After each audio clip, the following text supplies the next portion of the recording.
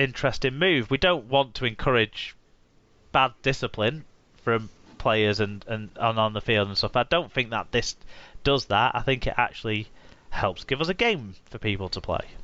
Yeah, because the vast majority of these kind of cases are going to be fairly low-level, single, two-game kind of suspensions, aren't they? So it makes sense to take that kind of approach to it, certainly. Yeah, and some of the players who might have bigger bans, maybe the clubs didn't want them anyway this year. So, that might be the case. But I just think it's sensible. It's being sensible. Just draw a line in the sand. Yeah, exactly, yeah. Because we're so far gone from when those suspensions happened. I mean, maybe these people have had a moment of clarity and won't go punching people when they're back. Or maybe everyone's just forgotten what happened. Yeah, true. Yeah. I loved that in the NRL they were sort of talking about people being in great form for the start of the season, and I'm thinking, how do you know he's still in great form? We haven't fucking seen him play for 2.5 months. He was. You can talk about it in the past tense. But yeah, anyway. And then we move forward to today as we record, the 1st of June. England's Ashes series against Australia, scheduled for October and November, has been officially cancelled. The New England coach... Yeah, who saw this coming? The New England coach Sean Wayne was due to take charge of 3 tests against the World Cup holders in Bolton, Leeds and Tottenham Hotspur Stadium in London. And it would have been the first Ashes series for 17 years. We may have to wait another 2 years at least now. Or we will have to wait another 2 years at least now. The RFL and Australia's Rugby League Commission have confirmed it will not go ahead because of the coronavirus pandemic. They pinpointed complications for global travel and the need to extend domestic competitions in both countries as reasons for the decision.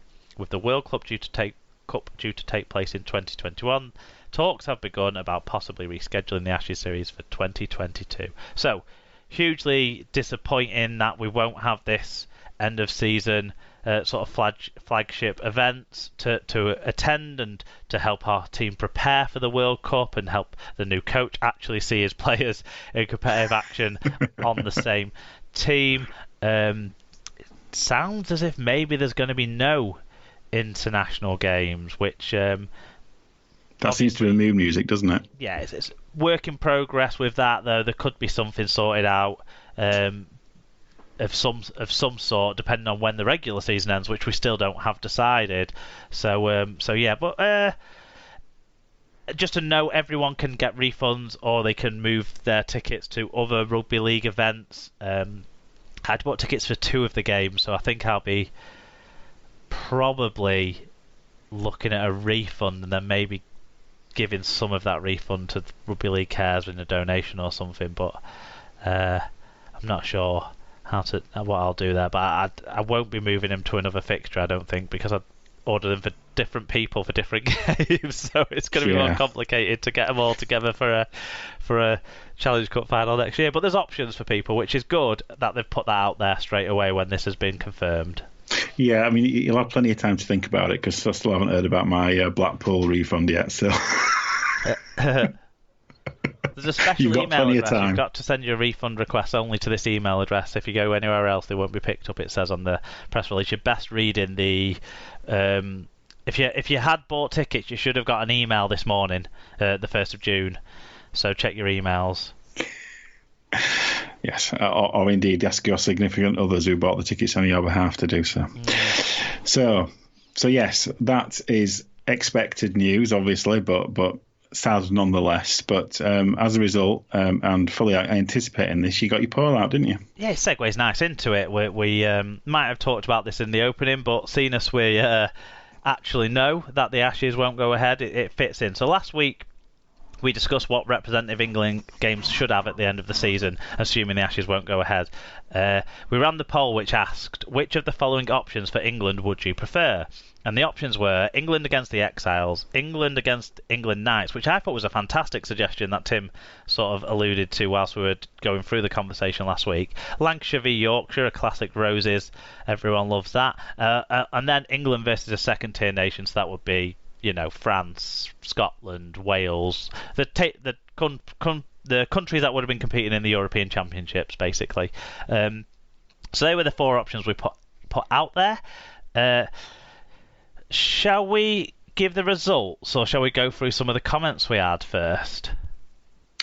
let's go through the results first, and then we'll go through people's thoughts, and then we can talk about what we wanted. Yeah, so England versus the Exiles came out on top with 42% of the votes. Lancashire versus Yorkshire came out second with 37% of the votes. Maybe not a huge surprise that the more conventional options that have been seen in the past came out as the most popular options. England versus a second-tier nation got 16% of the votes, and then coming last was England versus the England Knights, effectively two England sides playing off against each other. That only got 5% of the votes. So the public want the Exiles back. Who'd have thought it when only 7,000 turned up the last time that they played? Exactly. But yes, so in terms of people's more specific feedback, Tom Andrews says he would love the Exiles to come back. Think the quality of import we have is higher nowadays, so it'd be quite a task. Long term, Yorkshire, Lancashire would be cool, but maybe East versus West. East to adopt Catalan, West to have Toronto, perhaps. Neil McEwen at Neil McEwen 4600 said England versus home nation select. So that's another option, effectively. So instead of Exiles, as in former NRL players, we're really talking about there. If we talk about home nation select, it'd be the best of Wales, Ireland, Scotland. The issue I have with that one is that I don't know if they're any stronger as a combined team than they are as individuals. Do you know what I mean? So I do know what you mean, because when they're individual teams, they'll have some combinations, and also it helps them prepare somewhat for their own World Cups, whereas the combined team, on paper, sounds like a nice idea, and it does mean that you will pick out the better players, but without those combinations and with what are they playing for kind of question marks around it, like we kind of talked about what would the Exiles be playing for and that sort of stuff last week. So there's got to be something in it for them, I think. Maybe. I don't think it's a terrible idea, and I certainly think it's a feasible idea, but yeah, I see what you're driving at there. Alan Paul Walker says none. Wales, Shocking. Yorkshire has a completely different view. If in doubt. Wales, Yorkshire, Ireland, Cumbria, Scotland and Lancashire. Maximum exposure for rep 40 for players. Develops not just England, doesn't bail out Aussie rejects, and doesn't just continue the same old meet-up crap. England can get together after the 21 grand final. It's a one-off year. So we're kind of talking about we're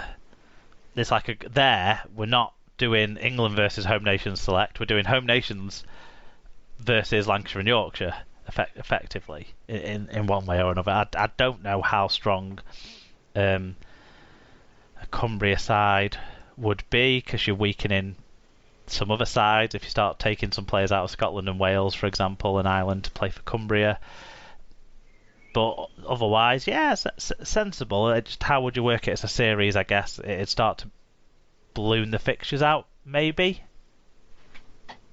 Yeah, probably. You're probably spreading the player pool a bit thin. Yeah. Whereas I was looking more at fixtures that were a one-off, kind of, you'd have one match, not a long series sort of thing. But yeah, Philip Brown at Phil Brown, our friend from Mascot at Browns, said England versus Wales, and then versus France, and then versus Ireland. Just anything for him to get a few links into loads of clubs, loads of countries that he can try and sell the shirts of course. But no, that's the second tier nation option, basically, isn't it? Yeah. Anyway, we'll talk about what I thought later. So Paul Mack says, I'd go for a triple header, maybe even before the season starts, of England, Ireland, Wales, Scotland and France versus Jamaica. The idea of a triple header... Interesting. Yeah, I was going to pick up, obviously the fixtures, we've talked about various combinations, but what do you think about the timing aspect of that? Before the season starts... it depends when the season finishes, but I don't think that's terrible timing. I think we need to find some time in the calendar. I would think clubs would be more amenable to it say the season ends at the end of November, these, get an international game or two being played in December, and then, the clubs get to get a hold of their own players after that, I think might be more favourable for the clubs, who you have to always consider in these conversations. And also, I'd juggle that around a bit. I think I'd have England versus France. I'd probably go England versus France, Wales versus Ireland, Scotland versus Jamaica. Probably. Yeah, maybe. Yeah. Just because I'm wondering if we've got this international travel aspect to it, then Scotland and Wales will miss out a couple of players, Ireland maybe two, who now play the triade down under. Whereas France won't have that problem, so they could pick their strongest side.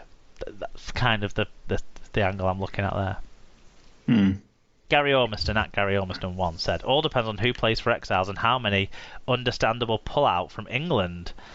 Is playing late November or early December going to help downtime prep for next year? It's a hard balance to find. Yeah, and it's always international rugby league that's the first thing to go, isn't it? In these circumstances, I think Gary's understanding that part of that hard balance to find is,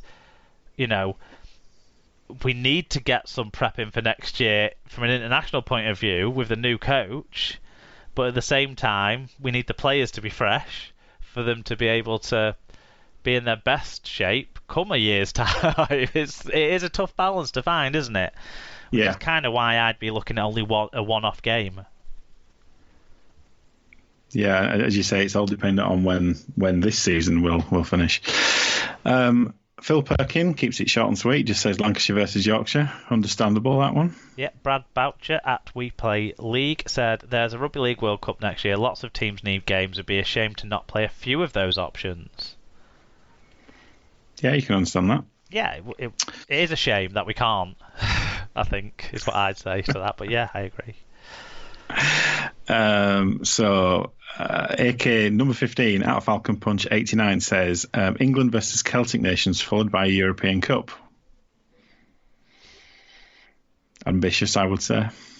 Yeah, we know the European Cup's been canned. We talked about that last week, didn't we? Which I think is, or was it 2 weeks ago? We've talked about that in the last few weeks. Yeah, we have talked about that. But so that reduces the ambitious nature of it, and then we're back to that sort of combined Celtic nations idea, which has got some popularity. Wayne Evans at PoolVo47 or PoolEvo47 said none of the above, thumbs up, but didn't tell us what his suggestion would be, so maybe he meant none, which is another option, and would have been the other option if we hadn't have come up with that England versus England nice option, which is the option I went for.